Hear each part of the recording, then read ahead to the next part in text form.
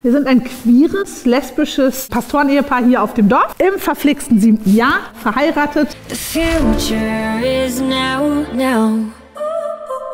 Das hier habe ich gestern versucht, meinem Vater zu erklären und er hat mich gefragt, warum ich das überhaupt mache und das ist mir gar nicht so leicht gefallen zu beantworten. Deswegen haben wir uns gedacht, wir sagen euch einfach mal, warum wir das hier machen. Also wir versuchen es, denn es ist uns ja nicht leicht gefallen. Genau, aber warum machen wir das? Aber es könnte auch daran liegen, dass dein Vater schwerhörig ist. Vielleicht deshalb. Dein Vater hasst uns jetzt schon. Okay. Liebe Grüße. Also, warum machen wir das? Ey, wir haben uns geeinigt, ich frage dich, warum machen wir das? Wir machen das, weil ich immer behaupte, Queer und Kirche ist überhaupt gar kein Problem, geht ganz super miteinander zusammen. Und dann kommt nämlich Steffi. Ja, genau. Ich sage, also so easy ist es auch nicht. Es gibt schon durchaus auch ein paar kritische Stimmen. Ja, durchaus.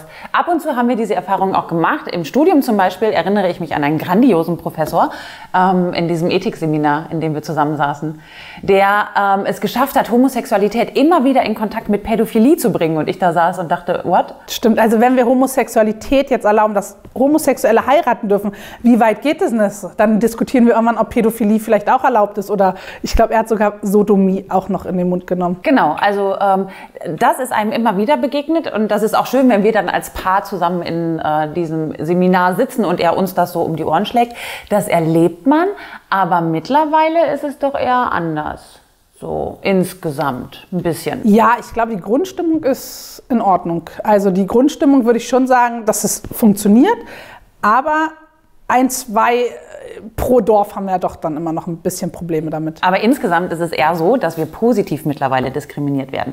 Also wenn irgendetwas in der Zeitung steht von dem, was wir gemacht haben, dann egal worum es geht, es wird auf jeden Fall noch erwähnt, dass wir beide auch mit einer Frau verheiratet sind. Ich glaube, du hast sogar was mit. Ja, ich habe mal Zeitungsartikel mitgebracht.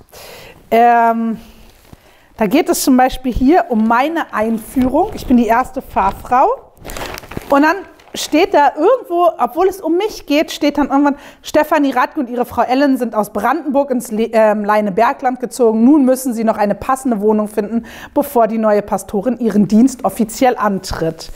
Oder hier, also ein riesengroßes Bild von mir. Ein paar andere Kolleginnen sind auch da. Es geht darum, dass junge Pastorinnen diesen Beruf ergreifen. Und dann steht hier, die Pastorin Radke bringt nicht nur ihr junges Alter und ihre Weiblichkeit mit in die Gemeinde, sondern auch die Facetten einer modernen Gesellschaft.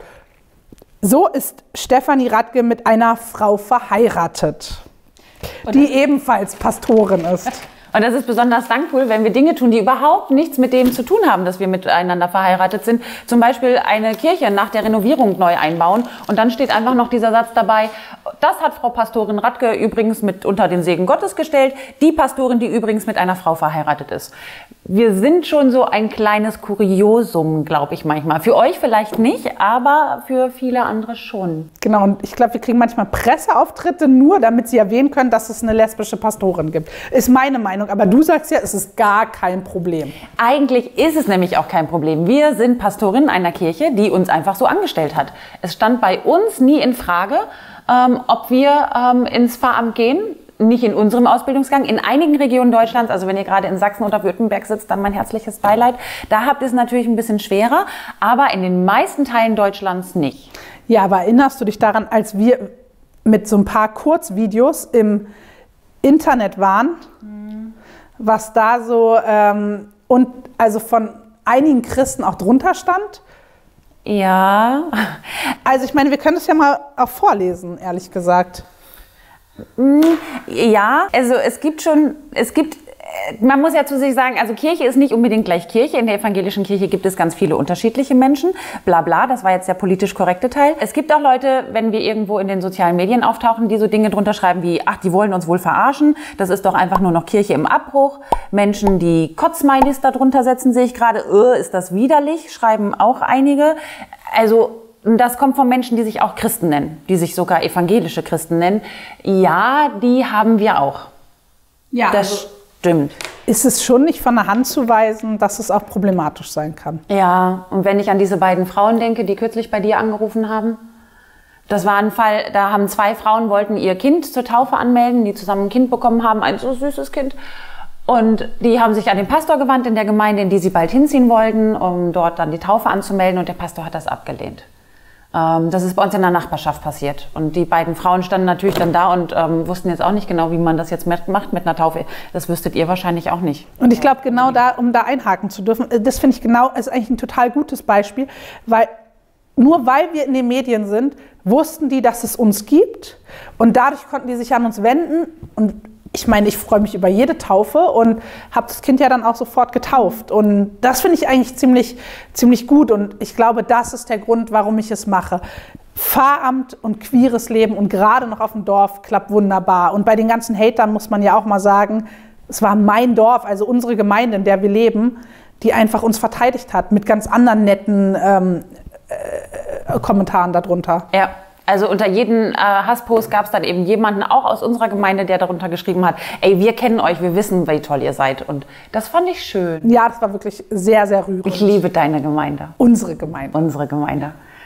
Genau, also das gibt es eben auch, aber insgesamt muss ich sagen, ich weiß nicht, wie es euch geht, vielleicht hinterlasst ihr uns auch einfach in den Kommentaren mal so eure Erfahrungen, wie ist das mit euch um Kirche, seid ihr queer, kennt ihr queere Menschen, wie geht's denn in der Kirche, es würde uns total interessieren, vielleicht hilft es mir dann ja auch wirklich nochmal drüber nachzudenken, ich sage nämlich immer, tatsächlich ist es kein Problem und kriege dann von ihr immer einen drauf. Nein, ich glaube, das wäre auch zu negativ gesagt. Okay. Also für mich geht es aber darum, es ist nicht easy peasy, aber es ist auch irgendwie auf der anderen Seite doch easy peasy. Also diese Ambivalenz, ich weiß nicht, ob das genau rauskommt.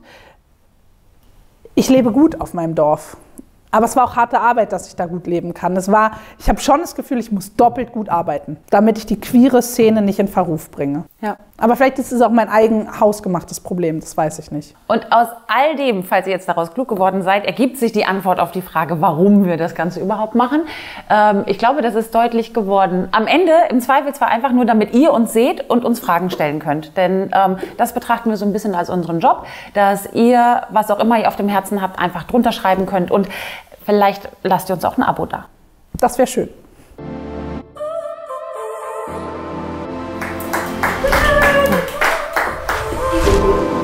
So now you're here again, knocking at my door. A little too late for, I'm sorry for. The lights went out cause you kept cutting the cord. And I started to fade into your gray. See, I finally opened up my